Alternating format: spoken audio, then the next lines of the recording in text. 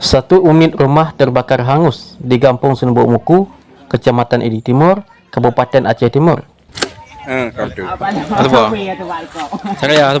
Kejadian tersebut pada jam 1 malam tanggal 20 Juli tahun 2025. Kejadian terbakar tersebut belum ketahui penyebabnya.